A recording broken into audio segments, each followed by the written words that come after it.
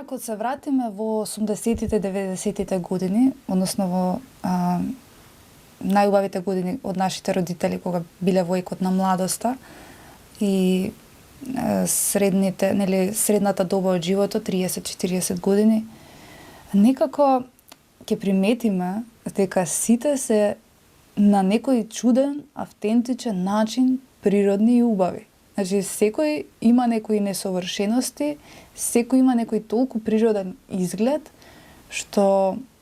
дури чувствуваш дека тоа е како една доба, време во кое што за нас ни е реално непознато. Затоа што секако кога ќе отвориме ние социјални мрежи, значи, што можеме да приметиме? Приметуваме дека секоја втора личност има исти црти на лицето и од тие филери, ботокси што се ставаат и третмани на лицето, некако го прават толку вештачко и некои му даваат некои исти облини, значи исти облини, бидејќи тоа е исто како да сликаме ние сега. Например, ќе земеме платно и се водиш по некој принцип на симетрија, која што ја правиш секоја личност да биде совршено, да изгледа во лицето. На ист начин се постигнува тоа со тие филери ботокси, каде што се постигнува тој ефект на буквално идентични близнаци, бидејќи секој втор човек, кога ќе ги вбризга тие во самото лице, се создава една симетрија на совршеност и се губи автентичноста на она што Бог всушност го создал преку тој човек. Значи се губи реалното создавање на Бога со тоа што да се компензира несовршеното со некое совршено и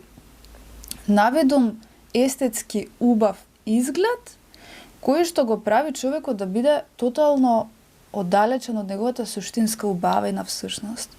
И затоа секој втор е ист во денешно време. Значи, затоа во тие години некако луѓето беа многу поубави и го немаше тоа доминантно его, кое што велеше морам да бидам совршен пред другите. Некако сите беа едноставни во тој процес на естетско разобавување и беа природни. Така што ова е некоја естетска зараза, која што кај луѓето се јавува, меѓутоа она што е најжално во целиот тој процес е тоа што луѓето заради тоа што не се свесни за тоа зашто воопшто они тоа го ставаат, бидејќи не работат на тој внатрешен духовен аспект на сопствениот живот и баланс и се водат во општеството. Значи, се водам во светот, значи ги следам модите, ги следам приоритетите на светот, кои што доаѓа од